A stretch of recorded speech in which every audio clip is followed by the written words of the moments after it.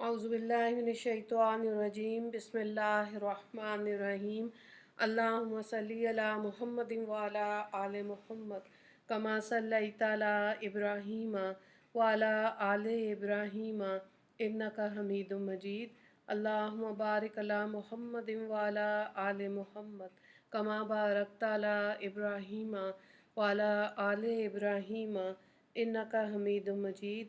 रब इश्रह ली सदरी व यस्सिर ली अमरी वाहलुल उक़दतम मिन लिसानी यफ़क़हू क़ौली।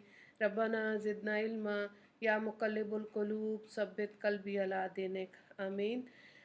अच्छा जी, आज हम हदीस पाक का जो मुख्तसर सा कोर्स है 13 दिन का, इसका हम आगाज़ कर रहे हैं और इसमें से इंशाअल्लाह आप बुखारी, मुस्लिम, तिरमिज़ी, सुनन नबी दाऊद में से 10-10 हदीस को आप सुनेंगे। और बरकत के लिए, ख़वातीन में आगाही के लिए कि हदीस पाक क्या है, कैसे इसको पढ़ते हैं, इसका अदब, और इसका मुख्तसर सा हम लेंगे क्योंकि हदीस पे तो सही सत्ता छः मतलब जैसे 6 किताबें हैं जिनको सही सत्ता कहते हैं, किताबें लिखी गई और इमाम जो हैं जिन्होंने लिखी हैं उनकी भी बहुत बड़ी कंट्रीब्यूशन है इसके अंदर। तो हम पूरा तो नहीं देख सकते, लोगों की ज़िंदगियां दौरे हदीस के अंदर गुजर जाती हैं और उसको समझने में, लिखने में। और क्योंकि ये हम मुख्तसर सा कोर्स ख़वातीन के लिए किया है तो एक जनरल आगाही के लिए कि शौक़ पैदा हो हदीस पाक को पढ़ने के लिए। दुरूशी पढ़ लीजिए आप। अल्लाहुम्मा सल्ली अला मुहम्मदिन व अला आले मुहम्मद कमा सल्लैता अला इब्राहीम व अला आले इब्राहीम इन्नका हमीदुम मजीद। अल्लाहुम्मा बारिक अला मुहम्मदिन व अला आले मुहम्मद कमा बारकता अला इब्राहीम व अला आले इब्राहीम इन्नका हमीदुम मजीद। जी, हदीस का मतलब है जो मुहद्दिस हैं, जितनी आप सल्लल्लाहु अलैहि वसल्लम ने बातें की हैं और उनको सनद के साथ मतन के अंदर जब महफूज किया गया तो उसके मफ़हूम को ही हम ले सकते हैं ताकि गलती ना हो सके इसको बयान करने में। सबसे पहले हम मुख्तसर से हालात ज़िंदगी देखते हैं हज़रत इमाम बुखारी रहमतुल्लाह ताला की। इनका नाम मोहम्मद, कुनियत अबू अब्दुल्ला, वालिद का नाम इस्माईल और दादा का नाम इब्राहीम बिन मुगीरा। आपके परदादा मुगीरा हाकिम बुखारा ईमान जाफ़ी के हाथ पर मुसलमान हुए थे और विलादत जो है इमाम बुखारी की 13 शव्वाल हिजरी 194 जुमे के दिन पैदा हुए। आप बचपन में नाबीना हो गए थे। आपकी वालदा माजिदा की दुआओं से अल्लाह ताला ने आपको बिनाई अता फरमाई। इमाम बुखारी को बचपन से ही हदीसों को याद करने का शौक़ था। जैसे आप नॉर्मली हम लोग सुनते हैं ना, हाफिज़ कुरान, कुरान को हिफ्ज़ करने वाले को हाफिज़ कहते हैं। इस तरह ये देखें जो मुहद्दिस है ना, जिन्होंने हदीस को बयान किया, इन्होंने भी बहुत सी तादाद में हदीस को ज़ुबानी याद किया हुआ था। 16 साल की उम्र में हज़रत अब्दुल्ला बिन मुबारक की तमाम किताबों को याद कर लिया। फिर अपनी वालदा माजिदा और अपने भाई अहमद बिन इस्माईल के साथ हज के लिए तशरीफ़ ले गए। हज के बाद वालदा और भाई वापस आ गए, मगर आप हजाज मुक़द्दस में हदीस पढ़ने के लिए रुक गए। इसके बाद आपने मुख्तलिफ़ जगहों का दौरा किया, वहाँ का सफ़र किया, जिसमें से मक्का, कूफा, बसरा, बगदाद, मिस्र, अलजायर, शाम, बल्ख, हरात और निशापुर शामिल हैं। अच्छा, एक ख्वाब आया था इमाम बुखारी की को और उसकी तफसील में इमाम आता है कि इमाम बुखारी ने ख्वाब देखा कि आप सल्लल्लाहु अलैहि वसल्लम तशरीफ़ फरमाएं। आपके जसद अतहर पर, जिस्म मुबारक पर मक्खियाँ बैठना चाहती हैं, मगर मगर मगर इमाम बुखारी इन मक्खियों को उड़ा देते हैं।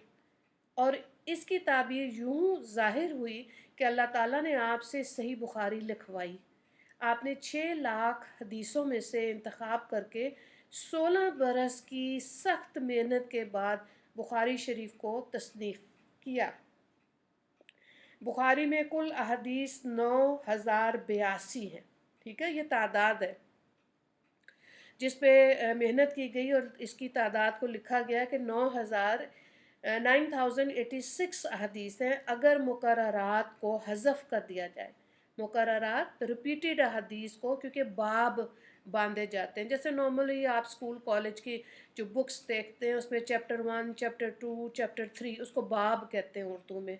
अगर उन बाब में से कुछ अहादीस होती हैं जो मुख्तलिफ बाब में बार बार आ रही होती हैं, तो उनको अगर हज़फ कर दिया जाए, उनको अगर निकाला जाए, तो टोटल जो मुकम्मल अहदीस हैं बुखारी की वो 2761, 2761 है। इमाम बुखारी हर हदीस लिखने से पहले गुस्ल फरमाते और 2 नफल रकत अदा करते, अल्लाह से दुआ मांगते, और इस तरह से आप एक हदीस आपने लिखी। और अब आप देखें कि पूरी दुनिया में सबसे ज़्यादा पढ़ी जाने वाली किताब कुरान पाक के बाद बुखारी शरीफ है, और इसकी ट्रांसलेशन मुख्तलिफ लैंग्वेजेस में अवेलेबल है। पूरी दुनिया में लोग कुरान के बाद बुखारी शरीफ को पढ़ते, और उसमें से जितने बाब हैं, कई पूरे बाब पूरी किताब को पढ़ लेते हैं। ओरिजिनल बुक जो है वो तो completely it is written in Arabic, ठीक है। उसकी शरूहात जो है वो उर्दू में और मुख्तलिफ़ ज़ुबानों में मौजूद हैं। जैसे शरूहात का, शरह का मतलब होता है जैसे आप ये स्कूल कॉलेज की कोई किताब पढ़ें और उसकी की होती है ना, उसकी गाइड होती है, इसको उर्दू में कहते हैं शरह। कि जो ओरिजिनल किताब के अंदर अरबी में हदीस को लिखा हुआ है, शरह की जो आपको मिलेगी, जो ट्रांसलेशन वाली बुक मिलेगी, उसको आप डिफरेंट लैंग्वेजेस में अवेलेबल है पूरी दुनिया में। क्यों? ताकि लोग हदीस को समझ सकें, उसको पढ़ें, और फिर ज़िंदगी में देखें हमारे नबी ने किस तरह दिए, कुरान को आसान करके एक्सप्लेन किया सहाबा कराम को। जैसे कुरान में बार बार ज़िक्र आता है नमाज को कायम करो, ठीक है, उसको अदा कैसे करना है, उसके फ़र्ज़ और उसकी सुन्नत, रकत और टाइमिंग, सब कुछ हमें हदीस से पता चलता है। तो कुरान के साथ ही जब हदीस को पढ़ेंगे तो ज़िंदगी आसान महसूस होगी। और अगर सिर्फ़ कुरान को पढ़ के हदीस को छोड़ेंगे तो उससे ईमान तो नहीं जाता, लेकिन ये है कि सही तशरीह, सही तरह से ज़िंदगी को गुजारना कैसे, वो थोड़ा मुश्किल से समझ आता है, ठीक है। कई लोग मुनकर हैं कि भाई जब कुरान है तो हदीस को पढ़ने की ज़रूरत क्या है। तो बात यही है कि नमाज को कायम करना कैसे, हदीस पाक के मुताले से पता चल रहा है कि ऐसे। तो इसलिए दोनों को साथ साथ रखेंगे तो ज़िंदगी गुजारनी आसान हो जाएगी। फिर इमाम बुखारी के लिए आता है कि इन्होंने पेट भर के खाना नहीं खाया था कभी, 7 बादाम खाते थे, और हदीस एक दिन में, और इस तरह हदीस पाक लिखी उन्होंने। एक दफ़ा बीमार हो गए तो हकीम के पास इनका पखाना भेजा गया, तो हकीम ने कहा कि इस लगता है इस आदमी ने कोई 6-7 साल तक कोई सालन इस तरह की चीज़ नहीं खाई हुई। जो जब उनसे पूछा तो उन्होंने कहा हाँ मैं 7 बादाम खाता हूँ। इसीलिए देखें जो इल्म हासिल करना है ना, ख़ास तौर से कुरान और हदीस की इल्म हासिल करने के लिए अपने आप को खाली पेट रखेंगे। ये इसका जब आप पढ़ते हैं तो इसका असर दिमाग के साथ साथ दिल पर भी जाता है, ठीक है, दिल साफ़ होता है। तो दुनिया की तालीम में भी आप देख लें, जो लोग सुबह उठते हैं, या आप देख लें जिन्होंने राग गाने होते हैं, पढ़ने होते हैं, जो भी है, वो सुबह के वक़्त ही उसके ऊपर मेहनत करते हैं। इसी तरह स्पोर्ट्स के मैदान में देख लें, और अपने ऑफ़िस टाइम में जिनका कंप्यूटर के साथ ताल्लुक़ है, सब लोग जो लोग सुबह मेहनत करते हैं ना, टाइम की बचत, और उस वक़्त क्योंकि मैदा भी खाली होता है और ज़हन में अच्छी तरह बात आ जाती है। फ़जर से पहले का वक़्त, फ़जर का वक़्त, उसके बाद का वक़्त जो है वो बहुत रहमत बरकतों वाला वक़्त है। इस वक्त अपनी ज़िंदगी में जो आप हासिल करना चाहते हैं वो आपकी आखिरी टिल डेथ वो काम आता है। वो इल्म इतना स्ट्रॉन्ग हो जाता है इंसान के जहन में, ठीक है। फिर दूसरी बात यह है कि जो ख़ास तौर से मदारिस में अयाम 20 के वाइट डेज़ के जो रोज़े हैं, चाँद की 13, 14, 15, वो लोग जिनका ताल्लुक़ कुरान, हदीस, फ़िक़्ह इन चीज़ों से है, और वो ये रोज़े रखें, उससे भी शरह सदर होता है। पीर जुमेरात के रोज़े से शरह सदर होता है, यानी कि ज़हन खुलता है, ठीक है। कम खाने से ज़हन खुलेगा। ख़ास तौर से तालिब इल्मों के लिए बहुत ज़रूरी है कि वो अपनी खुराक पे, एक तो रिज़्क़े हलाल है तो क्या ही बात है, नूरुन अला नूर है, ٹھیک ہے، ورنہ آپ ان چیزوں کا خیال رکھیں گے، اب علم جو ہے وہ آپ کے اندر وہ اثر رکھے گا۔ دوسری بات یہ، صدقہ دیں، اللہ سے رجوع کریں، دعا مانگ کے، نوافل پڑھ کے اپنی کلاس کا آغاز کریں، اسٹوڈنٹس بھی اور پڑھانے والے بھی، ٹھیک ہے۔ تو یہ اللہ اپنے شان کے حساب سے پھر عطا کرتا ہے قرآن کا علم، حدیث کا علم۔ اور حدیث پاک کے لیے سب سے اہم بات ایک اور ہے کہ درود پاک کا پڑھنا بہت ضروری ہے۔ جتنا زیادہ آپ پڑھیں گے اتنی ہی برکتیں آپ اپنی زندگی میں دیکھیں گے، ٹھیک ہے۔ تو اتنی زبردست چیز ہے جو خیالات کو صراط مستقیم پر لے کر آتا ہے، وہ درود پاک ہے۔ نبی کریم صلی اللہ علیہ وآلہ وسلم کی سیرت زیادہ سے زیادہ پڑھیں۔ یہ تو وہ خواتین جن کو ڈپریشن ہوتا ہے، ٹھیک ہے، آپ اپنی میڈیسن لیں، لیکن جب آپ سیرت کی کتاب کا مطالعہ کرتے ہیں تو آپ کو بہت سی چیزوں پہ صبر، کمال صبر آتا ہے، کیونکہ نبی نے اپنے دور میں بچپن سے لے کے آخری عمر تک ہر معاملے میں جو ان کی زندگی تھی وہ امت کے لیے رہنمائی ہے، کیونکہ انہوں نے اتنا زیادہ صبر کا مظاہرہ کیا ہر معاملے میں، ٹھیک ہے۔ بیٹیوں کی وفات پر، بیٹوں کی وفات پر، بیوی کی وفات پر، بیویوں کا انتخاب پر، اپنی زندگی پر دین اسلام کو پھیلانے کے لیے۔ تو سیرت کا مطالعہ کرنا بھی بہت ضروری ہے۔ جیسے ابھی ہم مختصر سا مصنف جو ہیں، محدث ہیں، جو لوگ قرآن کی تفسیر کو بیان کرتے ہیں ان کو مفسر کہتے ہیں، اور وہ لوگ جو حدیث کو بیان کرتے ہیں ان کو محدث کہتے ہیں، ٹھیک ہے۔ اب ان کی وفات کے بارے میں دیکھیں، 62 برس کی عمر میں عید الفطر کی رات میں عشاء کی نماز کے وقت 256 ہجری میں وفات پائی، اور سمرقند سے 10 میل دور جو جگہ ہے خرتکن، وہاں پر ان کا ایک گاؤں ہے جہاں پہ ان کو مدفون کیا گیا۔ آج بھی لوگ، اب تو ٹورزم میں آ گیا اتنا زیادہ، لوگ جاتے ہیں، دیکھتے ہیں امام بخاری کی آخری آرام گاہ، دل میں شوق آتا ہے کہ جو انہوں نے کام کیا ہے اس کو ہم پڑھیں۔ یا وہ لوگ جو بخاری شریف کا مطالعہ کرتے ہیں وہ لوگ پھر جاتے ہیں اور ایسی جگہوں پہ جا کے کو دیکھتے، ٹھیک ہے۔ ٹریولنگ کا کئی لوگوں کو شوق ہوتا ہے، ٹھیک ہے، باہر کے ملکوں میں لوگ جا رہے ہیں، لیکن جب جیسے جیسے دین کی سمجھ لیتے ہیں تو وہ پھر ایسی جگہوں پہ جاتے ہیں جہاں پہ ہمارے اسلاف نے اور بزرگوں نے محنت کی، ان کی چیزوں کو دیکھتے ہیں۔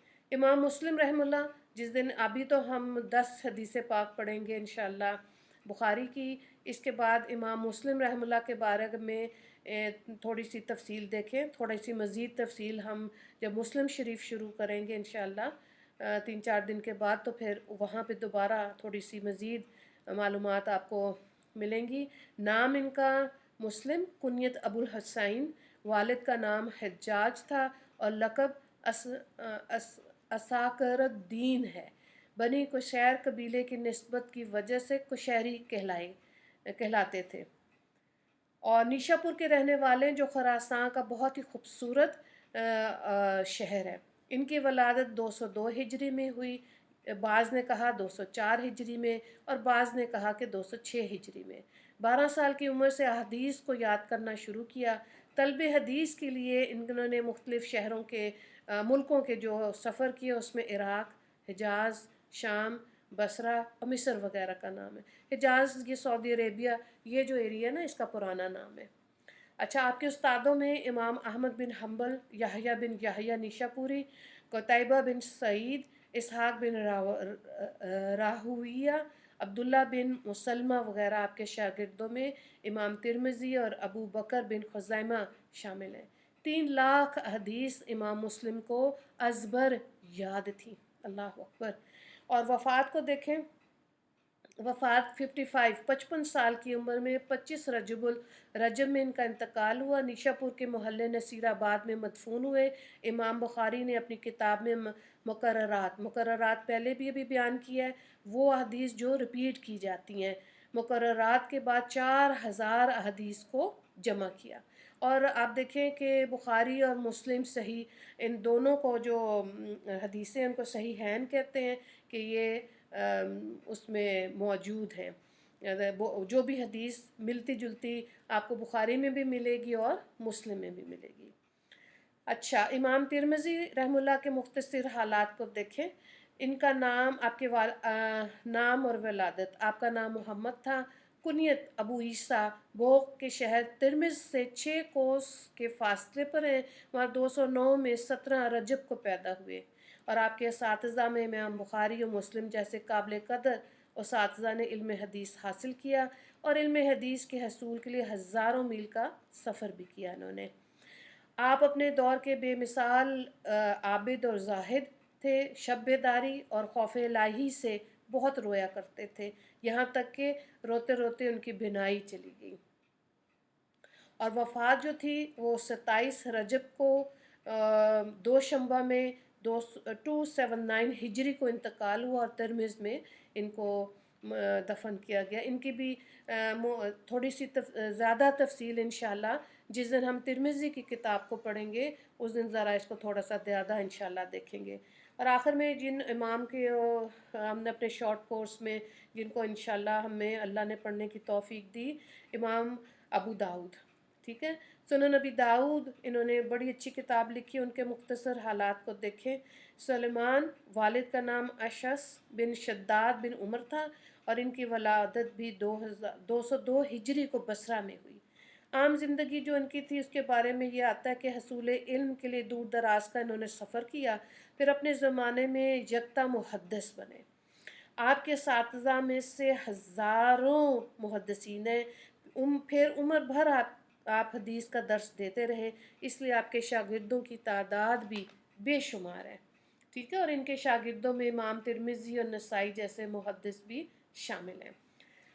تو یہ تو مختصر سے حالات زندگی تھے۔ اب تھوڑا سا فضائل کو دیکھیں کہ جو آپ حدیث کا یہ کورس لے رہے ہیں اس کی فضیلت دیکھیں انشاءاللہ، اور آپ نے خود بھی اس کو محسوس کرنا ہے، جو ابھی آپ سن رہے ہیں اپنی زندگیوں میں کیسے آپ کو اس کی فضیلت کا خود بھی اندازہ ہوا۔ حجۃ الوداع کے موقع پر آپ صلی اللہ علیہ وآلہ وسلم نے ارشاد فرمایا کہ یاد رکھو حاضرین، تم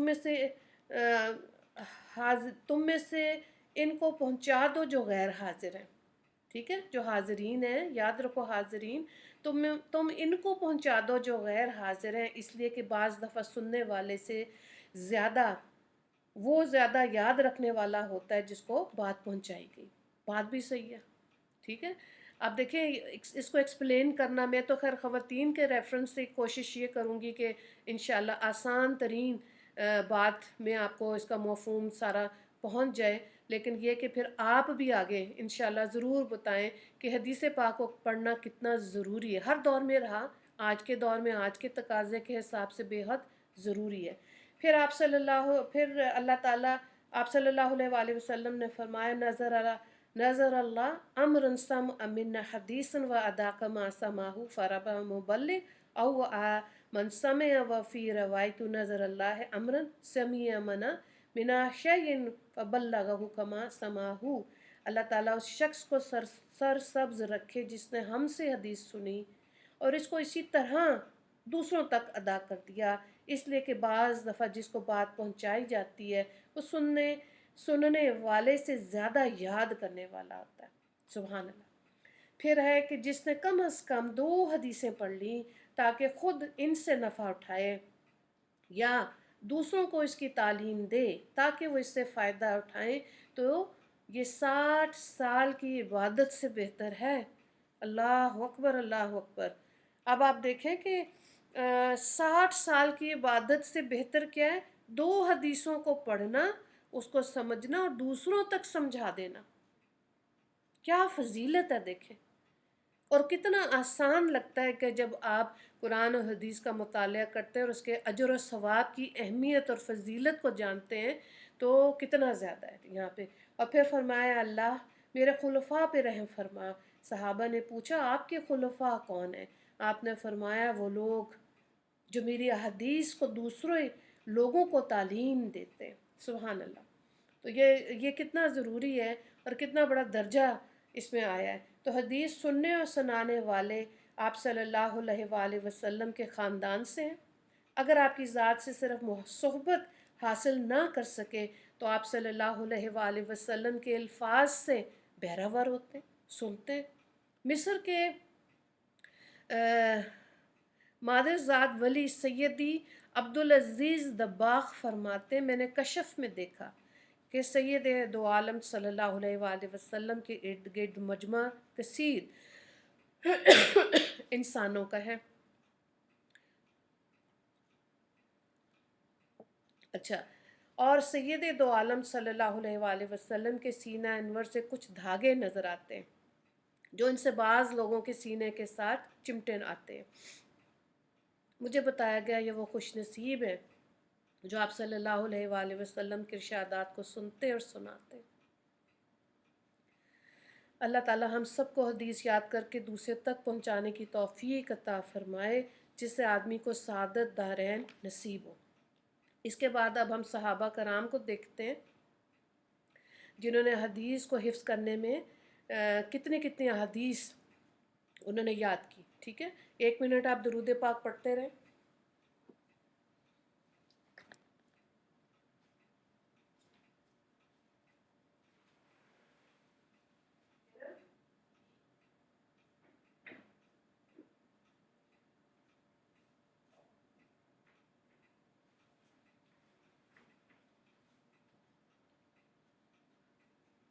جی، اس امت کے افراد نے نبی کریم صلی اللہ علیہ وآلہ وسلم کے عشق و محبت میں احادیث کو حفظ کیا، اور اس کی مثالیں ایک دو نہیں بلکہ لاکھوں کی تعداد میں ایسے لوگ ہیں جنہوں نے حدیث کو یاد کیا. حضرت سلیمان بن مہران ان کے بارے میں آتا ہے کہ 4000 احادیث ان کو زبانی یاد تھی. امام محمد بن سلام ان کو 5000 احادیث یاد تھی. امام عبد الرحمن بن مہدی 10,000 احادیث ان کو زبانی یاد تھی. تھوڑا سا توجہ سے سنیں، آپ کو انشاءاللہ شوق آئے گا کہ اتنی تعداد میں حدیث کو یاد کرنے والے لوگ تھے. امام ابو حاتم کو بھی 10,000 احادیث یاد تھی. امام محمد بن عیسیٰ 40,000 احادیث. ٹھیک ہے، محدث محمد بن موسیٰ 1,00,000 احادیث ان کو یاد تھی. امام بخاری کو 3,00,000 احادیث یاد تھیں جن میں سے 1,00,000 صحیح اور 2,00,000 غیر صحیح احادیث تھیں. اور امام احمد رحمہ اللہ کو 10,00,000 احادیث. امام مسلم کو 3,00,000 احادیث یاد تھی. اور کہاں اب آپ دیکھیں کہ وہ 2 حدیثوں کی فضیلت، اور یہاں ان صحابہ کرام اور بزرگان دین ان کی محنت دیکھیں، ان کو کتنے ہزاروں کی تعداد میں احادیث یاد ہے. خواتین کا نام بھی ہے انشاءاللہ، وہ کل یا پرسوں وہ بھی ہم دیکھیں گے کہ اتنی تعداد میں خواتین بھی احادیث کو یاد. آج کے دور میں بھی آپ یقین کریں بہت خواتین ایسی ہیں جن کو 1,000 احادیث زبانی یاد ہے. سبحان اللہ. ٹھیک ہے، تو یہ بڑی اعلیٰ بات ہے، اور جب آپ سنتے ہیں تو شوق ہونا چاہیے. اب دیکھیں جو ضروری اصلاحات ہیں نا حدیث کی کتابوں کے اندر جو ہے اس کو میں آپ کو تھوڑا سا بتاتی ہوں تاکہ آپ کو حدیث کی کتاب پڑھنے میں مدد ملے گی. اس کا حدیث کا لغوی معنی ہے گفتگو، اور اس کی جمع ہے احادیث. اصطلاحی معنی یہ ہے کہ نبی کریم صلی اللہ علیہ وآلہ وسلم یا صحابہ اور تابعین نے جو کچھ فرمایا، جو کچھ کیا، یا کسی کو کچھ کہتے ہوئے سنایا، کچھ کرتے ہوئے دیکھا مگر اس پر منع اور انکار نہیں کیا بلکہ خاموش رہے، تو ان سب کو محدثین کی اصطلاح میں حدیث کہتے ہیں. ٹھیک ہے، پھر حدیث کی آگے قسمیں دیکھیں. حدیث مرفوع، اس کا لغوی معنی ہے مرفوع کا مطلب بلند کیا ہوا، اور اصطلاحی معنی میں وہ حدیث جو آپ صلی اللہ علیہ وآلہ وسلم کی طرف منسوب ہو، جس میں یہ ذکر کیا گیا ہو کہ آپ صلی اللہ علیہ وآلہ وسلم نے ایسا فرمایا، آپ صلی اللہ علیہ وآلہ وسلم نے ایسا کیا، یا کسی نے آپ صلی اللہ علیہ وآلہ وسلم کے سامنے ایسے کیا اور کہا اور آپ نے خاموشی اختیار کی. حدیث موقوف دوسری دیکھیں جو قسم ہے، اس کا لغوی معنی ہے روکا ہوا. اچھا، اصطلاحی معنی وہ حدیث جو صحابی کی طرف منسوب ہو، یعنی اس حدیث میں یہ ہو کہ صحابہ نے کہا یا کیا یا ایسا کرتے ہوئے لوگوں کو دیکھا گیا، کہتے ہوئے لوگوں کو سنا. ان سب صورتوں کو حدیث موقوف کہتے ہیں. اور تیسرا ہے حدیث مقطوع، لغوی معنی ہے کاٹا ہوا. اصطلاحی معنی میں اس کا کیا ہے مقطوع کے کہ وہ قول یا فعل جو کسی تابع کی طرف منسوب کیا گیا ہو اس کو کہتے ہیں. اور حدیث متواتر کا لغوی مطلب ہے پے در پہ آنا، یکے بعد دیگرے، ٹھیک ہے، تیزی سے. اور اس کے اصطلاحی معنی کیا ہے؟ وہ حدیث جس کی روایت کرنے والے ہر زمانے میں اس قدر کثیر لوگ ہوں تو ان کا جھوٹ پر متفق ہونا ناممکن ہے. اور حدیث مشہور کیا ہے؟ لغوی معنی مشہور ہونا، اور اصطلاحی معنی ہے جس حدیث کے راوی ہر دور میں دو سے زیادہ ہوں. اس حدیث مشہور کا دوسرا نام حدیث مستفیض بھی ہے، ٹھیک ہو گیا. اور حدیث غریب اس کے لغوی معنی منفرد، اکیلا ہونا، اس کی جمع غرائب آتی ہے. اصطلاح میں یہ اس حدیث کو کہتے ہیں جس کے سلسلہ سند میں کہیں بھی صرف ایک ہی راوی رہ گیا ہو. اچھا، سند کیا ہوتی ہے؟ اس کے لغوی معنی ٹیک لگانا، سہارا دینا، اس کی جمع آتی ہے اسناد. اور مطلب کیا ہے اصطلاحی؟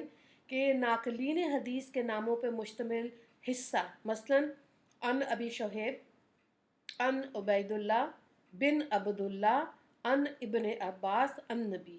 اچھا، اب دیکھیں یہ سند اس کو کہتے ہیں. سند کا مطلب ہے کہ ایک صحابی نے دوسرے سے سنا، دوسرے نے تیسرے سے سنا، تیسرے نے واقعی میں نبی کریم صلی اللہ علیہ وآلہ وسلم سے سنا.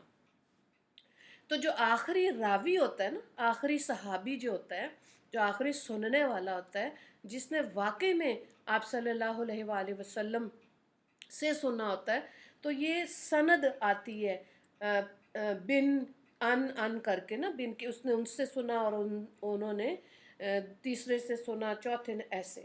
اب آگے متن، صحابہ کرام کے نام کے بعد آگے ہوتا ہے لغوی معنی. متن کے کیا ہوتے ہیں؟ زمین کا سخت ابھرا ہوا حصہ، ٹھیک ہے. اصطلاحی معنی یہ ہے کہ جہاں پہ وہ سند ختم ہوئی، وہ راویوں کی تعداد ختم ہوئی، تو آخری صحابی نے نبی کریم صلی اللہ علیہ وآلہ وسلم کے جو الفاظ سنے، وہ جو لکھے جاتے ہیں کتاب میں، وہ جو بیان کیے جاتے ہیں، اس کو متن کہتے ہیں، ٹھیک ہے.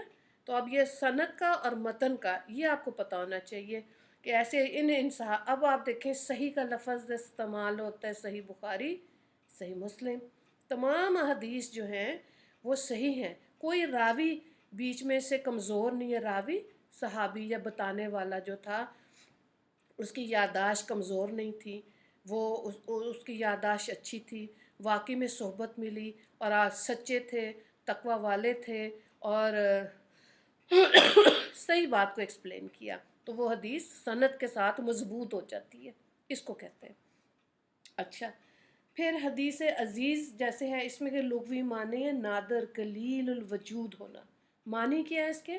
کہ وہ حدیث جس کو ہر دور میں دو راوی روایت کرتے رہے، کہیں بھی پوری سند میں راوی دو سے کم نہ ہو، وہ حدیث عزیز ہوتی ہے کہ بتانے والے دو ہوں گے. اچھا، اب آگے دیکھیں مروی کیا ہوتا ہے؟ اس کا مطلب ہے روایت کیا ہوا، اس کی جمع آتی ہے مرویات.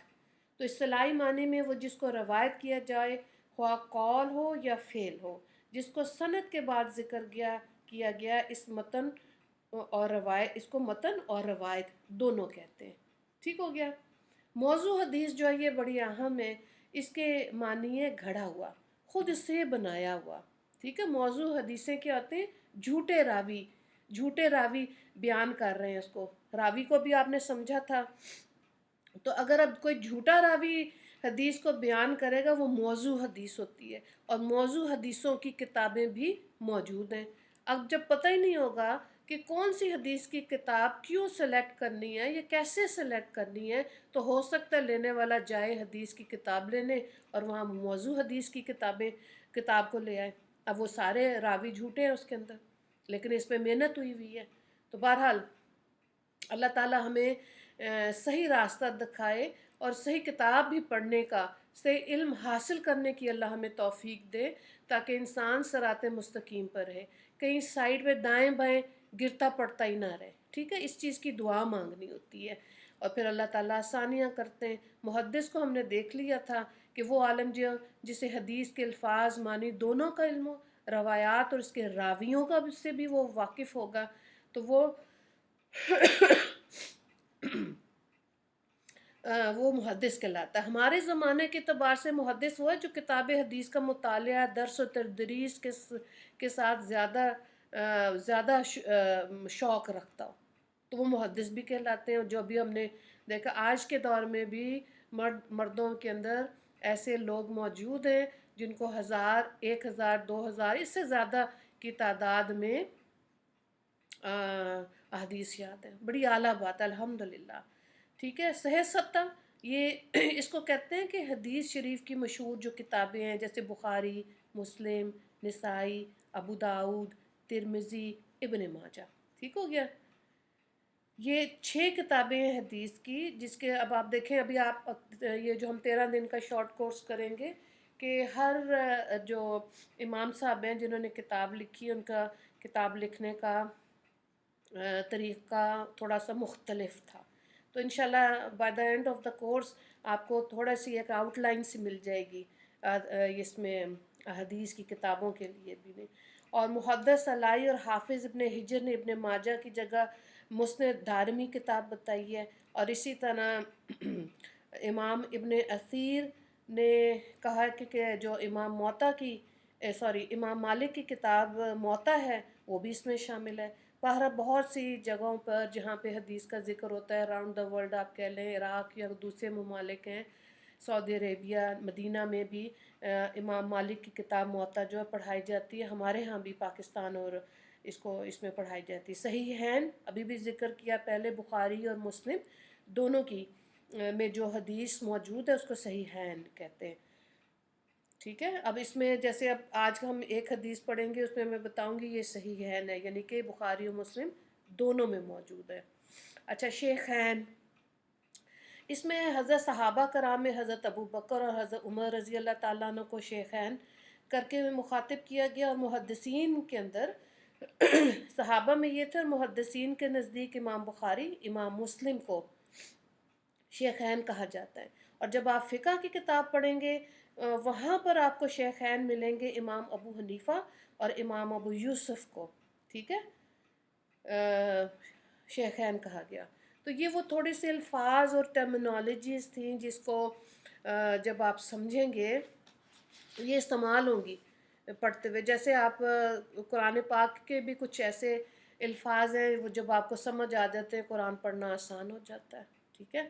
یہاں پر بھی اسی طرح سے یہ تھوڑا سا تعارف تھا ان الفاظ کا بھی اور اماموں کا بھی، جس میں جو اس کو آپ بار بار بھی سنیں گے نا آپ کو شوق آئے گا، تو یہ یاد ہو جائیں گے، اور یہ آپ میں سے جو خواتین لکھ رہی ہیں ان کو ذرا جلدی یاد ہو جائے گا۔ تو جو امام بخاری کی کتاب میں سب سے پہلا باب جو بھی ہم نے ذکر کیا تھا چیپٹرز کی صورت میں، کتاب بدر الوحی، وحی کا نزول کیسے آپ صلی اللہ علیہ وآلہ وسلم پر ہوا، اس کے بارے میں تفصیل آتی ہے کہ جب یہ کیفیت وحی نازل ہوتی تھی تو آپ صلی اللہ علیہ وآلہ وسلم کی کیفیات فرق تھیں۔ جو سب سے مشکل کیفیت تھی وہ یہ تھی کہ ان کو سردیوں میں بھی پسینہ آتا تھا، چہرہ مبارک سرخ ہو جاتا تھا، ایسا لگتا تھا گھنٹی کی آواز آ رہی ہے، اور اپنے جسم پر بوجھ محسوس ہوتا تھا۔ اور ایک صحابی ہیں دہیہ کلبی، ان کی شکل میں حضرت جبرائیل علیہ السلام جب آتے تھے تو یہ وحی کی سب سے آسان کیفیت ہوتی تھی، ٹھیک ہے۔ تو مشکل کیفیت جو تھی اس میں جب وحی کا نزول ہوتا تھا، جو نزدیک صحابہ کرام تھے ان کو پتہ چل جاتا تھا کہ وحی کا نزول شروع ہو گیا ہے، اور کئی دفعہ چہرے پہ کپڑا بھی ڈال دیتے تھے، اور پھر یہ بھی سمجھ آ جاتی تھی کہ اللہ کی طرف سے جو پیغام آ گیا ہے وحی کا نزول ختم ہو گیا ہے، تو اس کو آپ صلی اللہ علیہ وآلہ وسلم صحابہ کرام کو بتاتے تھے، ٹھیک ہے۔ پھر بعد میں کے دور میں سارا آپ کو پتہ ہے قرآن پاک لکھا گیا، اس کو جمع کیا گیا، اور پھر حضرت ابو بکر کے دور سے حضرت عمر اور حضرت عثمان کی دور میں وہ کتابت کی شکل میں مسلمانوں پہ کو ملا، اور سب سے زیادہ جو اس میں رکوع بندی اور زیر زبر پیش جو تھی وہ حجاج بن یوسف کے زمانے میں اس پہ قرآن پاک پہ کام ہوا. اس سے پہلے مصحف میں جتنی بھی آیات لکھی گئی تھیں ان کے اندر رکوع اور صورتوں کو جو زیر زبر پیش تھی وہ نہیں تھی. ٹھیک ہے. اور لکڑی کی جیسے لکڑی درخت کی چھال ہے، پتھر ہیں، لکڑی تھی، اس کے اوپر لکھا گیا، صحابہ کرام نے لکھا اور بعد میں اس کی تدوین باقاعدہ طور پہ ہوگی. اور آج ہمارے پاس جو قرآن پاک موجود ہے یہ بالکل وہی ترتیب ہے جو لوح محفوظ پر اللہ تعالیٰ نے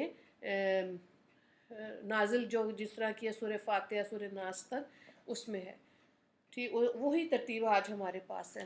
تو بہرحال اب آپ دیکھیں کہ بخاری شریف جب آپ پڑھتے ہیں تو اس کے جو چیپٹرز ہیں اس میں فضائل قرآن، فضائل جہاد اور علم کی اہمیت، ایمان کی، اس طرح مختلف چیپٹرز موجود ہیں جن میں سے کسی باب کے اندر 40 احادیث ہیں، کسی میں زیادہ ہیں، کسی میں کم ہیں.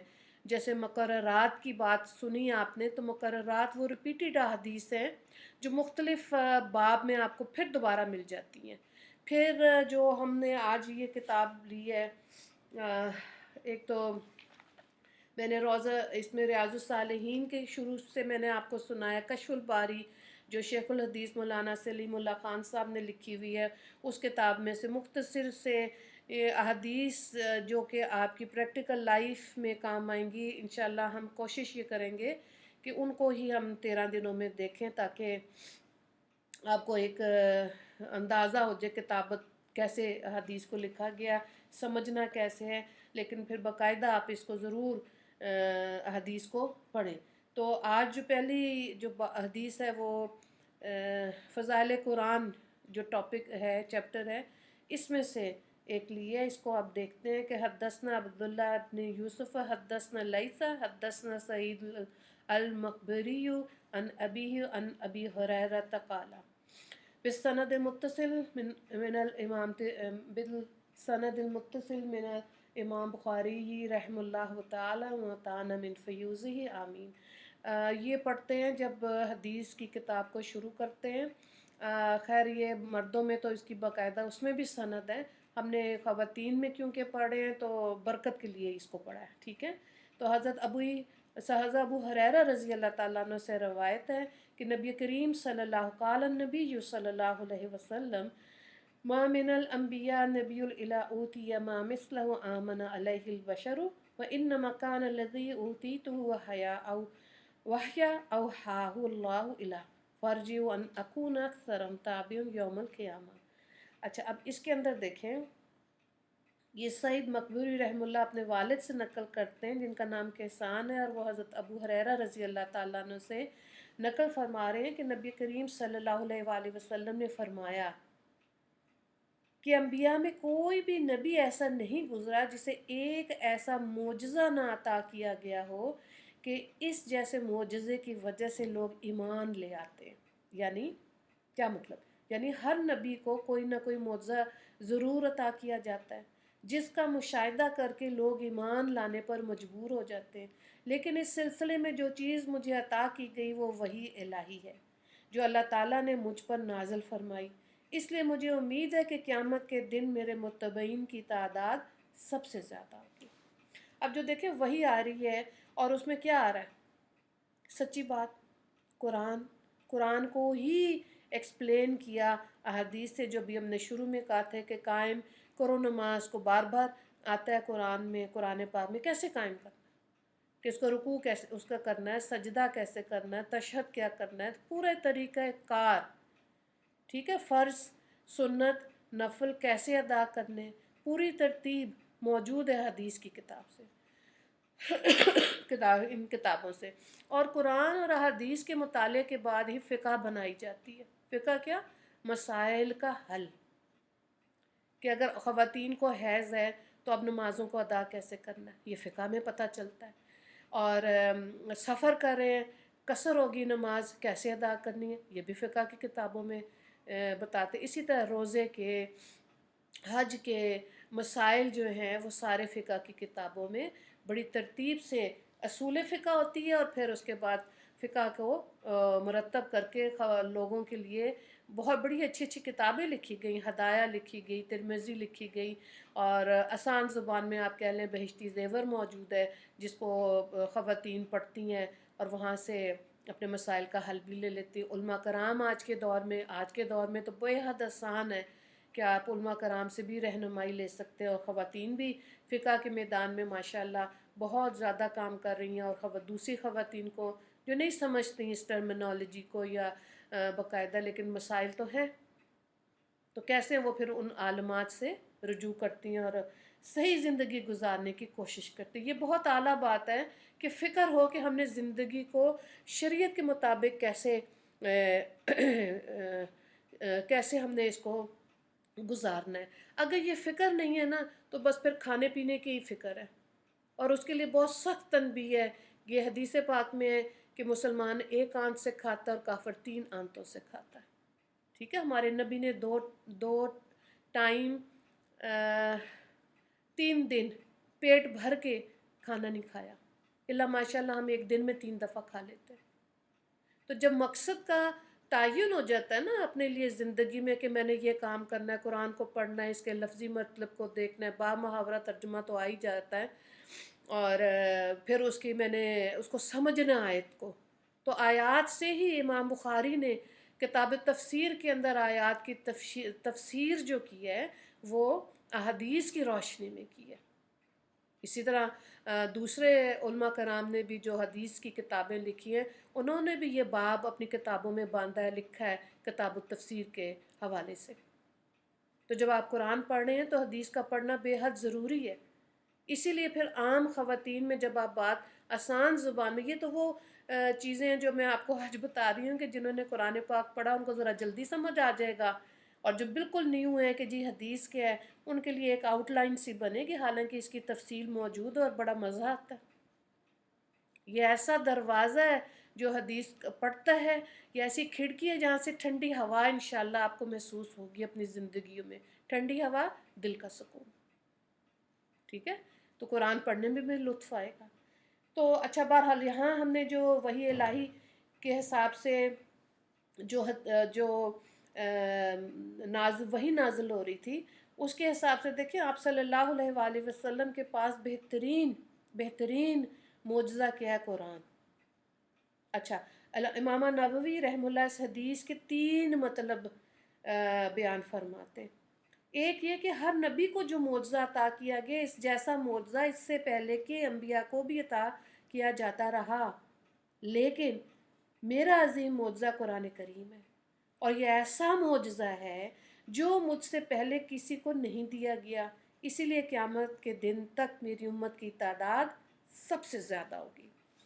अल्लाह अकबर। देखें, मुझे बहुत अच्छा लगता है कि जो ख़वातीन अपना हिस्सा डाल रही हैं ना कुरान को पढ़ाने में, बेशक वो नाज़रा कुरान हो, तजवीद के साथ हो, आप हदीस को पढ़ रहे हैं, या वो ख़वातीन काबिल रश्क हैं जो आज भी 1000 हदीस को ज़ुबानी याद करें।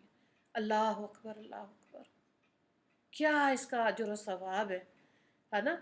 तो कितना वक्त ज़िंदगी का बेमकसद ज़ाया हो रहा है, और क्या चीज़ है कि एक ज़िंदगी, असल में तो हम दुनिया कमाने नहीं आए, असल में तो हम इस दुनिया में आखिरत कमाने के लिए आए, और आखिरत को कैसे हसीन खूबसूरत बनाया जा सकता है, वो इल्म ये कुरान और हदीस का इल्म है, जहाँ मौत नहीं है। जिस दुनिया में आखिरत में तो कोई मौत नहीं है, और हदीस पाक में है जिसका मफ़हूम ये है कि ये दुनिया जो है, मौत जो है इस दुनिया में, वो रहमत है अल्लाह की। जब पहली दफ़ा मैंने ये हदीस पढ़ी तो मुझे हुआ कैसे, तो समझ ये आई, जो हमारे उस्ताद थे उन्होंने ऐसे समझाया कि देखिए ये ज़िंदगी जो है ना, इसमें आजमाइशें, मुश्किलात, परेशानियाँ, कुरान से हमें पता चलता है कि अल्लाह ताला ने कहा कि आपको हर इंसान को आजमाया जाएगा, हर आजमाइश पे सब्र के बाद दूसरी आजमाइश इंतज़ार कर रही है, लेकिन क्या है इसका बदला, इनाम, जन्नत। जन्नत जो जगह है जिसका मेज़बान अल्लाह रब्बुल इज़्ज़त खुद हैं, वो फिर अपनी शान के हिसाब से आखिरत की ज़िंदगी देंगे, जहाँ मौत नहीं है, वहाँ नहीं है मौत। तो अब देखिए, अगर जन्नत में चले गए, दर्जा भी आला है, रहना भी हमेशा है, سبحان اللہ، کیا پکے سودے ہیں وہ بیبیاں، وہ بچیاں، وہ خواتین جو اس چیز کو سمجھتے ہوئے اپنی زندگیوں کو گزارتی ہیں اور اپنی آزمائشوں پہ شور نہیں مچاتی، ہر ایک کو نہیں بتا رہی ہوتی۔ واپس اپنے سبق کی طرف آ جائیں۔ دوسرا مطلب جو یہ ہے کہ دوسرے انبیاء کو جو معجزات عطا کیے گئے ان میں سحر اور جادو کے لیے گمان کا راستہ کھلا ہے کہ لوگ انہیں جادو اور سحر کی قبیل سے سمجھنے لگے، لیکن جو معجزہ مجھے عطا کیا گیا میں اس میں اس طرح کا گمان نہیں کیا جا سکتا۔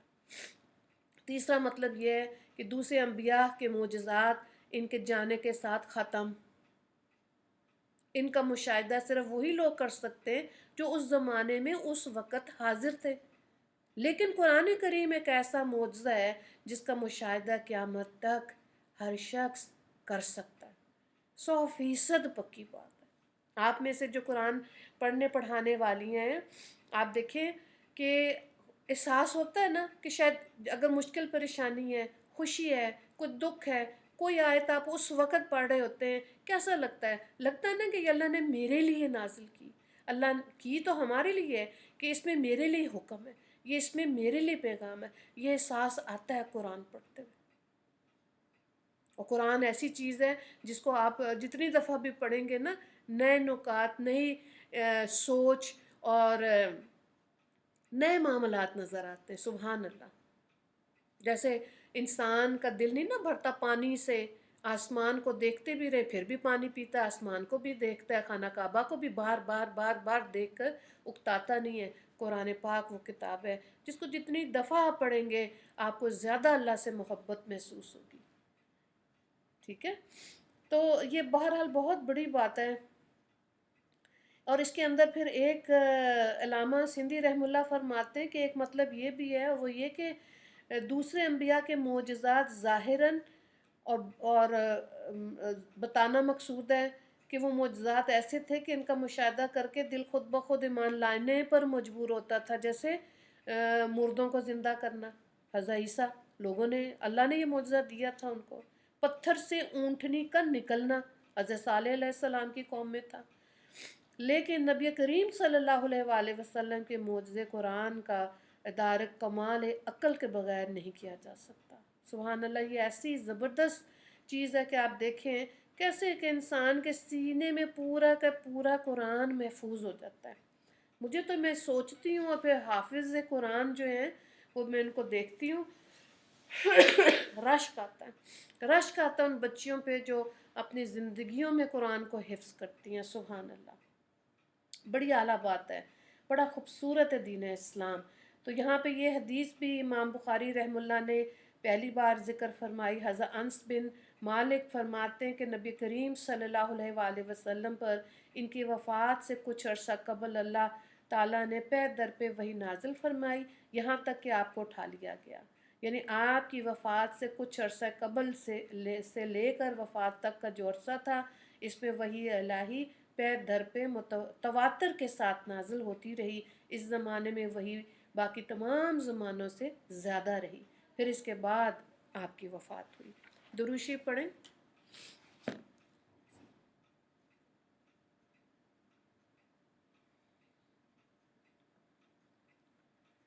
اچھا جی، آج اب ہم پہلی حدیث پڑھ رہے ہیں، اس کو اللہ اکبر، بخاری و مسلم دونوں میں شروع میں سب سے پہلی آپ کو یہی حدیث ملے گی جو امیر المومنین عمر بن خطاب رضی اللہ تعالیٰ عنہ سے روایت کی گئی۔ اس کی پہلے میں سند پڑھوں گی اور پھر اس کے بعد آپ متن کو دیکھیں تاکہ آپ کو یہ اندازہ ہو جائے کہ جو بھی ہم نے سند اور متن کی بات کی تھی وہ اس کو کیسے ایڈجسٹ کر کے پھر ایک حدیث پاک لکھی جاتی ہے۔ جو لوگ آلریڈی درس نظامی کی اسٹوڈنٹس ہیں ان کو تو اندازہ ہے، نئے آنے والی خواتین کے لیے ہے یہ۔ ان امیر المومنین ابی حفص عمر ابن خطاب ابن نفیل ابن عبد العزا ابن ریاح ابن عبد اللہ بن قرطن ابن رزاح بن عدی بن کعب بن لوئی بن غالب القریشی ادوی رضی اللہ تعالی عنہ قال समेत रसूल अल्लाह सल्लल्लाहु अलैहि वसल्लम यक़ूलु इन्नमल अमालु बिन्नियात व इन्नमा लिकुल्लि इम्रिइन मा नवा फमन कानत हिजरतुहु इलल्लाहि व रसूलिही फ़हिजरतुहु इलल्लाहि व रसूलिही वमन कानत हिजरतुहु लिदुनिया युसीबुहा अव इमरातिन यनकिहुहा फ़हिजरतुहु इला मा हाजरा अलैहि मुत्तफ़क़न अलैहि को भी कहते हैं कि ये हदीस पाक आपको बुखारी और मुस्लिम दोनों में ही मिलेगी, ठीक है। और बड़ी ज़बरदस्त हदीस पाक है, यहाँ ही से दिल साफ़ हो जाते हैं। और ये हदीस शुरू में बयान करने का मकसद भी ये है कि आप देखें कि ये जो आप हदीस से पाक पढ़ने लगे मदरसों में, कोई दरस निज़ामी कर रहे हैं, आप दौरे हदीस में बैठे हैं, या आप 13 दिन का ये शॉर्ट कोर्स कर रहे हैं, तो आपकी नीयत क्या है, ठीक है। इस चीज़ को समझने के लिए अभी हालांकि मैंने तर्जुमा नहीं पढ़ा, लेकिन आसान चीज़ ये समझनी है कि किस नीयत से आप कुरान की क्लास ज्वाइन करते हैं, हदीस की क्लास और फ़िक़्ह। अगर तो ये है कि आप ख़वातीन में ये बताएं जी मैं तो कुरान पढ़ रही हूँ आजकल और इसका मैं कोर्स कर रही हूँ, मेरे नंबर बड़े आते हैं, तो फिर इसका मतलब ये है कि अपनी वाह वाह सुनने के शौक़ में आप तफसीर और हदीस पढ़ रहे हैं। हमारे तो अभी ये टेस्ट वगैरह कुछ नहीं है ना, एक इसलिए कि आपको नो हाउ हो कि हदीस पाक को पढ़ने में दुनिया में कितनी रहमतें और आखिरत में दुनिया में रहमतें और बरकतें कैसे इंसान लेता है और अल्लाह को आखिरत में अल्लाह और अपने नबी को कैसे मुस्कुराते हुए मिल सकता है। कितनी आला बात है ये। कैसे हो सकता है कि इस इल्म से हमारी बहू बेटियां जो हैं वो महरूम रहें, है ना। जब हम सिलेक्ट करते हैं बच्चों को, बच्चियों को, लड़कों को, तो दुनिया की तालीम पे कितना फोकस है, ज़रूर पढ़ें, क्योंकि रहना जो इस दुनिया में। क्या आप कभी पूछते हैं बच्ची को रिश्ता लेते हुए कि बेटे आपने कुरान पाक पढ़ा हुआ है तजवीद से, आपने हदीस पाक सुनी हुई है, क्या ख्याल है।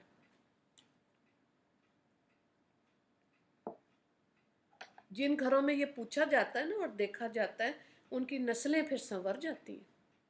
चलें तर्जुमे की तरफ आ जाएं।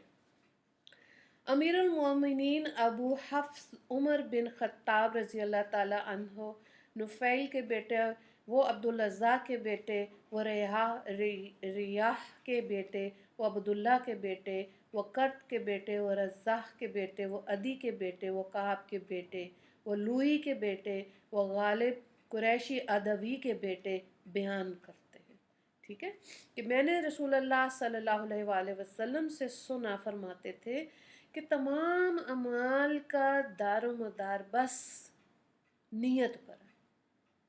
हर शख्स को उसके अमाल का बदला नीयत के मुताबिक मिलेगा। जिस शख्स की हिजरत अल्लाह और रसूल की खुशनुदी के लिए है, तो इसकी हिजरत अल्लाह और उसके रसूल की तरफ सही समझी जाएगी। और जिसकी हिजरत दुनिया हासिल करने या किसी औरत के साथ निकाह करने की गर्ज पर है, तो इसकी हिजरत इसी की तरफ है। बुखारी मुस्लिम। अब ये तर्जुमा था। अब इसकी ना तशरीह में हम इसको देखेंगे, इसकी नीयत की किस्में क्या हैं और इसमें हम कितनी बात कर सकते हैं, कैसे हम हदीस पाक को समझ सकते हैं। हदीस की फ़जीलत के बारे में इमाम शाफ़ी रहमुल्लाह ने लिखा है कि इस हदीस को सुलस इल्म वाली हदीस फरमाया, मतलब इल्म का तीसरा हिस्सा सिर्फ एक यही हदीस ही है। अगर इसको पढ़ के समझ लिया जाए और उसको जहन में फोकस करके अपनी ज़िंदगी को गुजारा जाए, जो आज के दौर में भी आप कह लें कि जायज़ा जायज़ा इनकी इशफाक अहमद साहब की किताब है, नहीं जायज़ा नहीं है, कुछ और मेरे ज़हन से बहरहाल नाम निकल गया। वो ख़ुद भी ये फरमाते हैं कि मैं कितने साल खानकाह की दीवारों के साथ लग के बैठा रहा और मैंने देखा कि बाबे क्या बताते हैं नीयत का और किस तरह समझाते हैं। तो नीयत करनी और बनानी ये सीखनी पड़ती है, ये नहीं आती, कोई ऑटोमेटिक नहीं है, ये कोई इंस्टेंट अमल नहीं है, ये सीखना पड़ता है, ठीक है। इसमें ज़िंदगी लग जाए और समझ आ जाए तो तसव्वुफ़ का निचोड़ ही है फिर, जो कि हमारे नबी सल्लल्लाहु अलैहि वसल्लम ने फरमाया कि मेरी उम्मत खसारे में रहेगी अगर उनको नीयत नहीं करनी आती होगी, है ना। اگر جیسے ہم پیسے دے رہے ہیں، کسی کو 10 روپے کا نوٹ دیا ہے فرض کریں، تو میں خواتین سے پوچھتی ہوں کس نیت سے دیا، کہتے بس اللہ کی راہ میں۔ تو اللہ کی راہ میں بس کیا؟ آپ دیکھیں وہ 10 روپے کا نوٹ جو ہے، ہمارے تو دین اسلام میں زکوٰۃ، صدقہ، فی سبیل اللہ، قرض حسنہ، کتنی ایسی چیزیں ہیں جن کا جب پتہ ہوگا تو وہ ادا ہوگا، اس کا درجہ کتنا زیادہ ہے نا، کیونکہ اس کی فضیلت کا بارے میں پتہ ہوتا ہے۔ ہاں دے دیے، اس کا بھی ثواب ملے گا، بس اللہ کی راہ میں ٹھیک ہے، اس کا بھی ثواب ہے، لیکن جب آپ نیت کر کے دیں گے تو اجر و ثواب تو کتنا زیادہ بڑھ جائے گا۔ اسی طرح سے ابن دقیق رحم اللہ نے فرمایا کہ علماء نے اس حدیث کو ثلث الاسلام کا لقب دیا ہے، اور اسی طرح امام ابو داؤد رحم اللہ نے اس حدیث کو نصف فقہ فرمایا۔ ٹھیک ہے، اب یہ دیکھیں، ثلث علم، ثلث اسلام، نصف فقہ، یہ جب جیسے جیسے آپ علم حاصل کرتے ہیں اور دین اسلام کے بارے میں سمجھتے ہیں، ٹھیک ہے، جیسے کہ 5 پلرز آف اسلام، تو ظاہر ہے آپ نے ان 5 چیزوں کو سمجھنا ہے، تو دین اسلام سمجھ آئے گا، تو انسان فکر والی زندگی گزارے گا، موت سے نہیں پھر ڈر لگتا جب دین اسلام کی سمجھ آتی ہے۔ کیوں؟ کیونکہ آخرت کی سمجھ آتی ہے نا، اصل کمائی کیا ہے؟ آخرت۔ جس سے زیادہ آج نقصان کیا ہے؟ ہم غافل ہیں، کیونکہ مرنے کو دل نہیں چاہتا۔ تو یہ دنیا میں تبھی ان چیزوں کی سمجھ آئے گی جب ہمارا تعلق اس علم سے ہوگا، قرآن سے، حدیث سے، فقہ سے۔ دوسری چیز جو آتی ہے وہ آتی ہے شان ورود۔ جب آپ حدیث پڑھتے ہیں، یا اسپیشلی چلیں پہلے دیکھیں شان نزول، قرآن پاک میں کسی خاص ہر آیت کا شان نزول، ہر صورت کا شان نزول نہیں ہوتا۔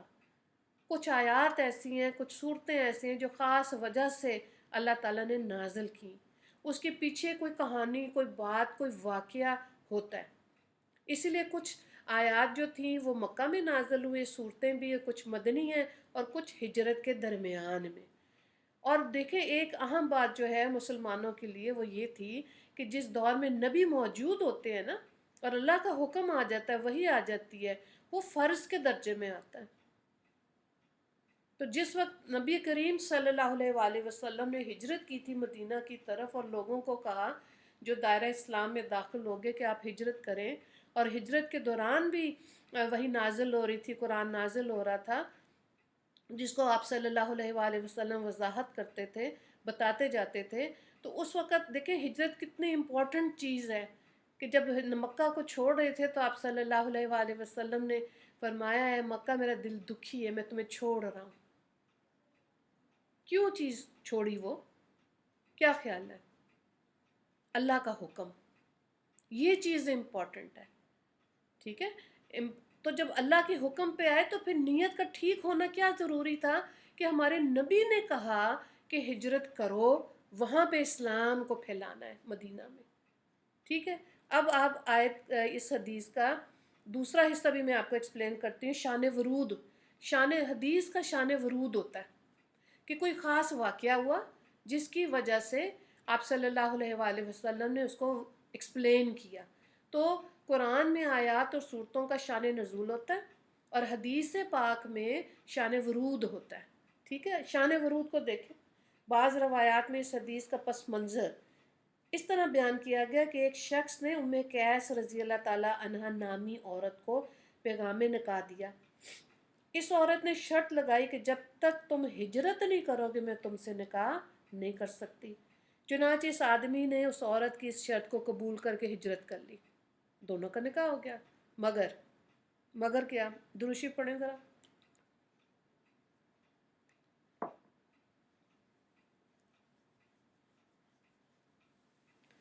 جی، مگر اس شخص کا نام مہاجر ام قیس مشہور ہو گیا۔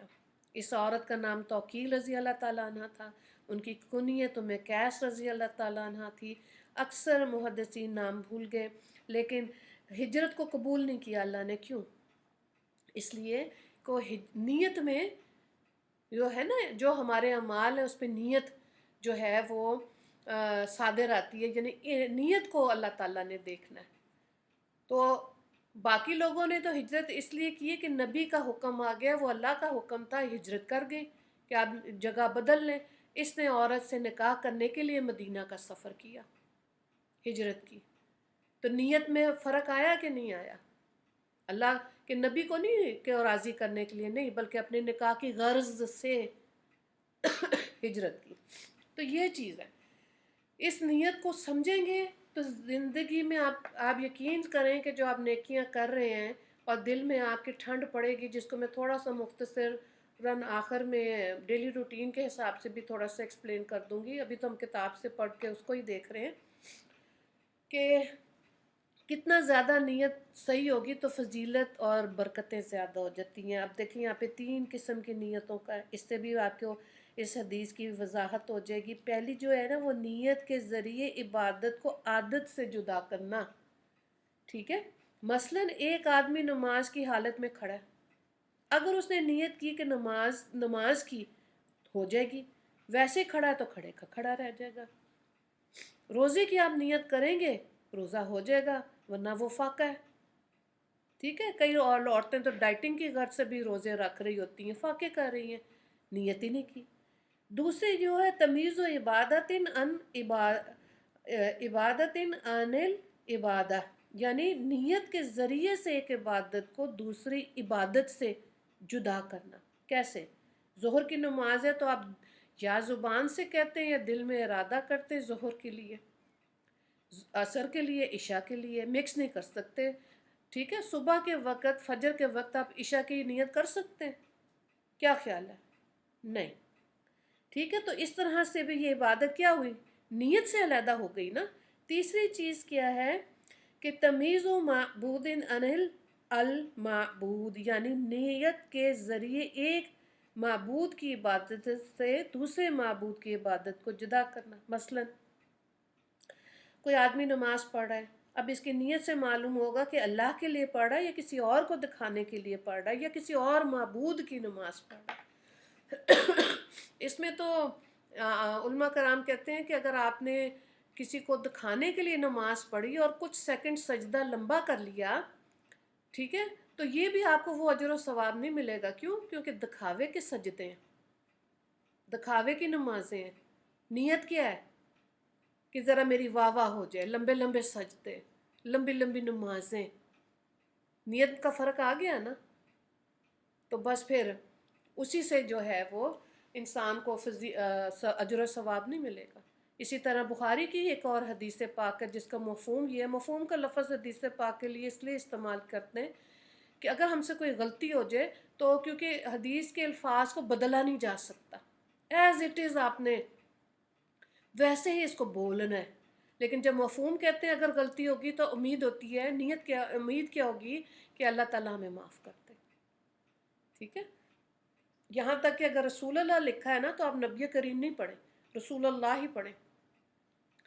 تو اس طرح سے مفہوم یہ حدیث پاک کا کہ 3 لوگ جب جہنم میں ڈالے جائیں گے تو جہنم کی آگ تیز ہوگی. تو جہنم کی آگ میں جانا وہی اٹ سیلف اتنا مشکل ہے. تو آگ کا تیز ہونا، اس میں اب آپ دیکھیں کون سے لوگ ہیں. نمبر 1 وہ عالم جس نے دین کا علم سیکھا، 7 8 10 سال لگائے، قرآن بھی پڑھا، حدیث بھی پڑھی، فقہ بھی، حافظ بھی بنا سب، لیکن کس نیت سے پڑھا کہ میری واہ واہ ہوگی، میں عالم یا عالمہ کہلاؤں گی، ٹھیک ہے، میری بڑی شان و شوکت ہوگی. تو نیت کیا ہوئی؟ غلط. تو علم کیا فائدہ دے گا؟ نہیں. پھر بہت سے عالم ایسے ہی اپنے علم میں بہک گئے. مرزا قادیانی کو دیکھیں، اور کتنے ایسے لوگ ہیں جو اپنے علم کے اندر اب نام تو خیر لے لیا میں نے لیکن یہ کہ بات ٹھیک ہے کہ اگر اپنے علم میں بہکیں گے تو پھر خود ہی نبی ہونے کا دعویٰ کر دیتے ہیں. غلط. عالم اگر اپنی واہ واہ سننے کے لیے کرے گا تو نیت کی غلطی کی وجہ سے اللہ کے ہاں تو وہ ٹھکرایا جائے گا. اسی طرح سے اگر وہ جہاد میں جنگ میں جانے والا مجاہد تو نہیں اسے کہیں گے، آپ کہہ لیں فوجی، جو اس نیت سے لڑ رہا ہے کہ میں بہادر ہوں، میں اپنی بڑائی دکھاؤں، میں کیسے مارکا مارتا ہوں. تو نیت کیا ہوئی؟ لوگوں کے اندر اپنی تعریف سننے کا شوق. یہ نہیں ہے، جہاد تو ایسی چیز ہے جس میں آپ اللہ کو جان انسان دے دیتا ہے، ٹھیک ہے، جان دے دیتا ہے اپنی، تو وہ تو جہاد کا درجہ کتنا اونچا، جس میں آپ کتاب المغازی جب آپ پڑھیں، ایک چیپٹر یہ بھی ہے بخاری میں، بخاری کی کتاب میں، حدیث کی کتاب میں کتاب المغازی، جتنے غزوات آپ صلی اللہ علیہ وآلہ وسلم نے پڑھے، سوری اس حصہ لیا، ان غزوات کا ذکر بخاری شریف میں، اور اس کا وہ پڑھنا چاہیے، اپنے بیٹوں کو پڑھائیں، بھائیوں کو، بچوں کو، آنے والی نسلوں میں ارد گرد بھانجے بھتیجے، کتاب المغازی کا مطالعہ ضرور ہونا چاہیے، تاکہ جذبہ وہ ہو جو اللہ چاہتا ہے ہم سے، جو مسلمانوں سے اللہ تقاضا کرتا ہے، وہ جذبہ عورتیں، اور ایسی ہیں آج کے دور میں بھی میں آپ کو بتاؤں، ایسی عورتیں ہیں، 2 بیٹے ہیں، 3 ہیں، اور آنے والے وقت میں امام مہدی کے لشکر کے ساتھ وہ ان کو ہوتا ہے کہ ہمارے بچے ساتھی بنیں، رشک آتا ہے ان پہ۔ پھر تیسرا وہ حدیث پاک کا جو تھا کہ یہ مفہوم جو ہم دیکھ رہے تھے، تیسرا وہ سخی جو اللہ کی راہ میں اس لیے پیسہ خرچ کرے کہ میری واہ واہ ہو، 4 لوگ کہیں واہ جی انہوں نے بڑا چندہ دیا مسجد کو، جو جہاد پہ جا رہے ہیں ان کو، اور انہوں نے جی مدرسہ بنایا، واہ جی واہ، فوٹو بھی لگ رہی ہے اخبار میں، اور اب تو خیر میڈیا آپ دیکھیں، یوٹیوب ہے، اور کتنا پرنٹ میڈیا ہے، اور کتنا میڈیا، سب میں واہ واہ ہو رہی ہے۔ تو اللہ تعالیٰ کہتے ہیں ان تینوں کو جہنم میں ڈال دو، انہوں نے غلط نیت کی وجہ سے اپنی اجرت دنیا میں لے لی، میں نے ان کو دنیا میں ان کی واہ واہ سنا دی تھی، یہ میری ان کی نیت خالص نہیں تھی میرے لیے، جہنم میں ڈال دو، تو جہنم کی آگ تیز ہو جائے گی۔ اب دیکھیں انسان خرچ کر رہا ہو، اور جہاد پہ جا رہا ہو، اور عالم بھی بن رہا ہو، نیت ہی ٹھیک نہیں ہے، تو اس کو اللہ کے ہاں کیا ہے، دھتکارا ہوا انسان۔ تو نیت کا صحیح ہونا بہت ضروری ہے۔ اچھا، اب اس میں اب آپ دیکھیں، جو ڈیلی روٹین سے تھوڑی سی بات کر کے پھر میں انشاءاللہ آپ کے سوال جواب لیتی ہوں۔ اب آپ نے دیکھیں ایک ٹیشو پیپر ہے نیچے گرا ہوا ہے گھر میں، وہ اٹھا کے ڈسٹ بن میں ڈالا، ٹھیک ہے، اور کیا نیت دل میں ہے کہ صفائی نصف ایمان ہے، ٹھیک ہے، تو آپ نے وہ اٹھایا، آپ نے کیونکہ پڑا ہوا تھا، آپ نے گھر کو صاف رکھا کہ ایمان کا حصہ ہے، اب آپ نے صفائی بھی کی، کھانا بھی بنایا، اور جو ذمہ داری اللہ نے گھریلو عورت کو دی ہے وہ پوری کی، تو کتنا اطمینان قلب ہے۔ اور اگر نیت نہیں کرنی آتی نا، تو پھر عورتیں کام سارا دن کریں گی، گھر کی صفائی، کپڑے دھونا، اس میں اور کھانا بنانا، اور پھر رات کو روتی رہتی ہیں ہائے ہماری تو کسی نے قدر ہی نہیں کی۔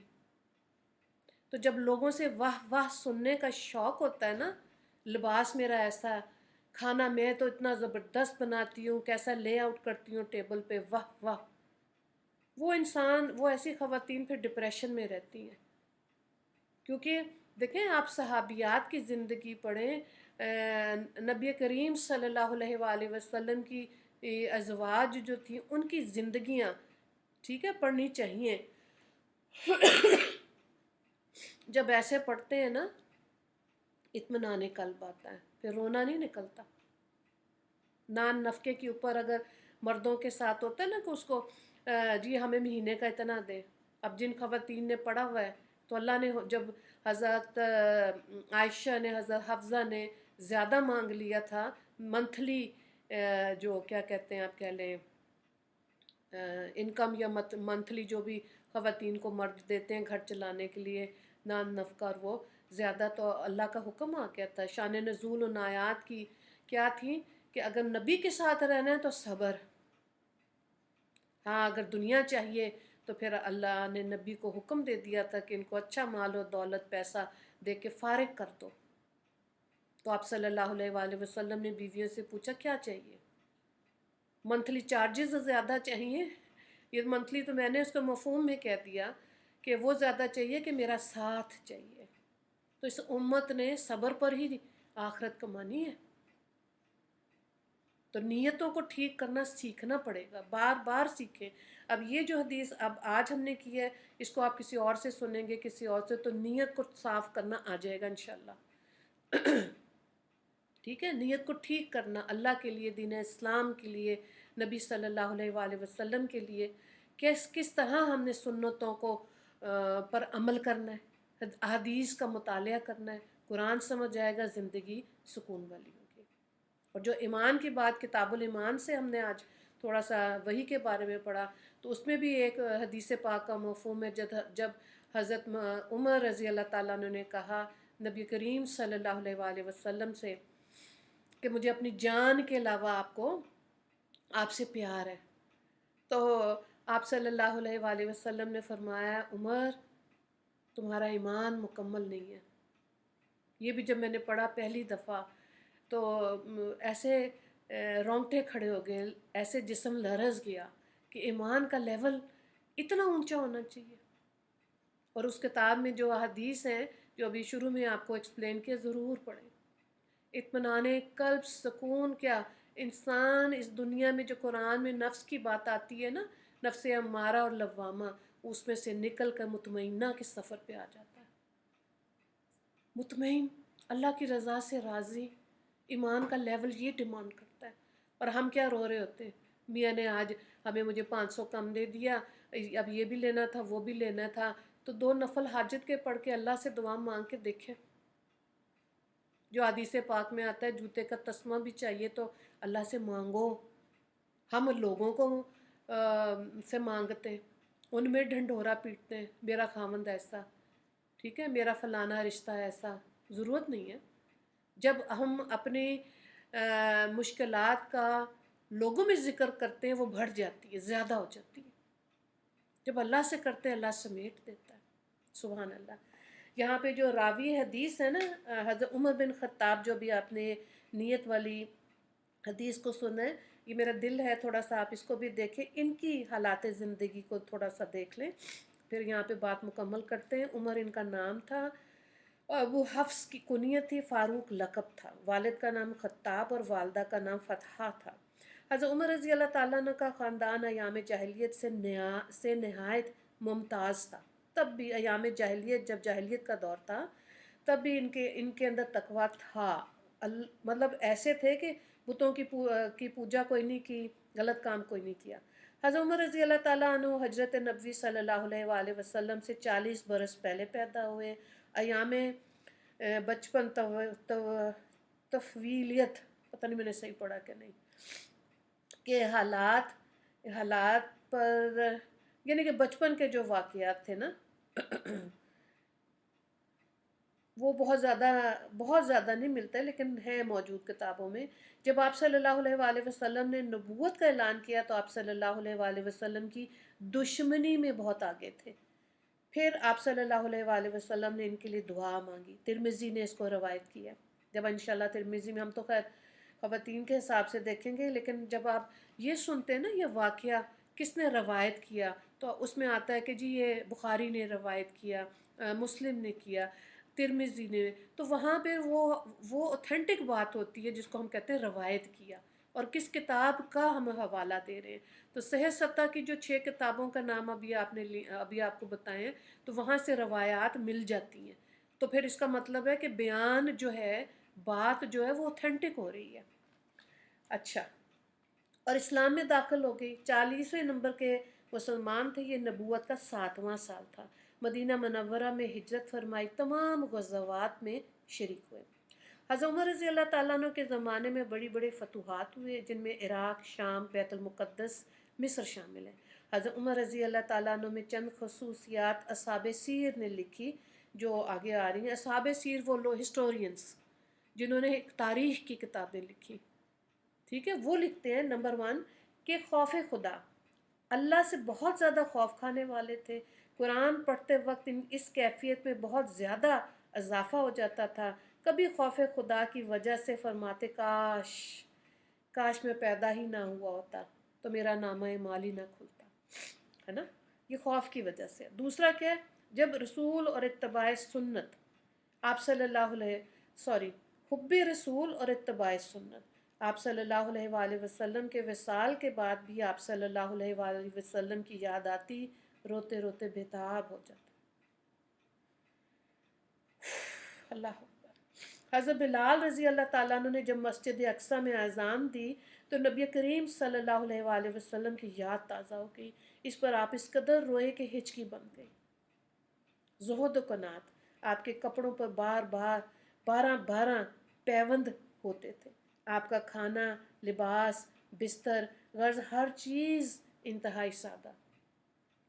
پچھلے عرصے ایک وہ فیشن آیا تھا کہ قمیضوں پہ نا نیچے ایکسٹینشن لگا کے وہ علیحدہ سے کپڑا، وہ کوئی آج سے 10-15 سال پہلے وہ فیشن آیا تھا، وہ خواتین لگاتی تھیں. تو جب میں نے مدرسہ پڑھا میں نے دیکھا وہاں خواتین یہ نیت کرتی تھیں کہ ہم نے یہ پیوند لگائے، حالانکہ وہ فیشن تھا، لیکن وہ کیا نیت کرتی تھی کہ ہم یہ پیوند لگا لیا ہم نے قمیض کو. ٹھیک ہے. تو میں نے کہا کہ دیکھیں نیت کو سمجھ کر کیسے اس کو اناؤنس کیا اور اس کو دل میں رکھا اور اس کے مطابق وہ لباس پہنا، تو اب اجر و ثواب کیا ہے نا. کتنی اعلیٰ بات ہے. اسی طرح کوئی پیچ لگا کے، پیچ ورک ہوتا ہے، وہ تو فیشن ہوتا ہے، لیکن نیت کیا کرے انسان. 2-3 یہاں تو 12 کی بات آئی نا. کوئی بھی پیچ آپ کسی قمیض پہ اس نیت سے لگائیں اور پھر پہنے کے چلیں. حضرت عمر کی سنت کو بھی پورا کیا، اور یہ نبی کریم صلی اللہ علیہ وآلہ وسلم کی بھی سنت ہے، ان کے بھی لباس پہ پیوند ہوتے تھے. اللہ اکبر. پھر آپ دیکھیں کہ تواضع. صدقے کے اونٹوں کے بدن میں خود تیل ملتے. فرماتے ہیں کہ مسلمان کا والی ان کا غلام بھی ہوتا ہے. امیر المومنین تھے، اور انشاءاللہ اللہ تعالیٰ آپ کو شوق دے حضرت عمر کی سیرت پڑھیں نا تو آپ دیکھیں گے سب سے زیادہ رفاہی کام حضرت عمر رضی اللہ تعالیٰ عنہ نے کیے. یہ جیسے بٹالینز بنانا، چھاؤنی بنانا، اور کیلنڈر ہجری کے حساب سے حضرت عمر رضی اللہ تعالیٰ عنہ کی رائے سے یہ بنایا. ہجرت جب سٹارٹ ہوئی وہاں سے ہجری شروع ہوتی ہے، جب مدینہ میں آگے ہجری. ٹھیک ہے. اس سے پہلے بہت سی اوپینینز تھے کہ مسلمانوں کا کیلنڈر کیسے بنے گا. تو ہمارا جو مغرب کا وقت ہے یہاں سے نیا دن شروع ہوتا ہے. بچوں کو بتائیں، تبھی تو صبح اور شام کے اذکار ہیں کہ شام ہو گئی، مغرب ہو گئی، تو اب آپ یا عصر سے پہلے یا مغرب کے بعد، نہیں ٹائم تو پھر عشاء کے وقت کوئی دعا پڑھیں اپنی حفاظت کے لیے. تو دعائیں پڑھنا 2 وقت صبح شام کے اذکار میں یہی چیز ہے. ٹھیک ہے. اس کے بعد دیکھیں آپ حضرت عمر کی چاہت پر اللہ رب العزت نے قرآن پاک میں 8 جگہ شان نزول ہے. اللہ نے حکم دے دیا. آپ صلی اللہ علیہ وآلہ وسلم کو شوق تھا کہ نبی کی بیویاں بغیر پردے کے مدینہ میں کیوں پھریں. نبی کی بیویاں، اللہ نے پردے کا حکم دے دیا تھا سورہ احزاب میں. ٹھیک ہے. سورہ نور میں بھی ہے. تو جب حکم آ گیا نا، فرضیت سورہ احزاب میں آتی ہے. سورہ نور میں تو ذہن بنایا کہ گھر کے اندر کیسے پردہ کرنا ہے، اور گھر کے باہر سورہ احزاب میں حکم آ گیا آیت نمبر 59. تو کیا امت کی عورتیں ایسے پھریں؟ ٹھیک ہے. یہ حضرت عمر کو شوق آیا تھا. تو آپ صلی اللہ علیہ وآلہ وسلم کو جب کہا تو انہوں نے خاموشی اختیار کی تھی، لیکن اللہ نے آیات نازل کر دی تو فرضیت میں آ گیا. ٹھیک ہے. اسی طرح سے یہودی کا نماز جنازہ حضرت عمر کو آیا کہ آپ صلی اللہ علیہ وآلہ وسلم نہ پڑھائیں، اللہ نے آیت نازل کر دی. ٹھیک ہے. مقروض کا جنازہ کبھی نہیں پڑھایا، قرضہ نہیں لینا چاہیے. بہرحال یہ وہ ایسی چیزیں جن پہ ہم بہت زیادہ بات کرتے رہتے ہیں. تو یہ آج کا تھا بخاری کے ریفرنس سے جو آج آپ نے حدیث پڑھی ہے. انشاءاللہ وہ باقی پھر انشاءاللہ ہم اس کو مکمل کریں گے. ہر دن انشاءاللہ آپ نئی چیز سیکھیں گے انشاءاللہ. اور میرا مقصد بھی یہ ہے کہ آپ لوگ حدیث کو طرف آئیں، اس کو پڑھیں اور پھر خواتین کو ایکسپلین کریں. اور جو کوئی غلطی ہوگی اللہ تعالیٰ معاف کرے. وآخر دعوانا ان الحمد للہ رب العالمین. اللہم اغفر للمسلمین والمسلمات والمؤمنین والمؤمنات. السلام علیکم ورحمۃ اللہ وبرکاتہ.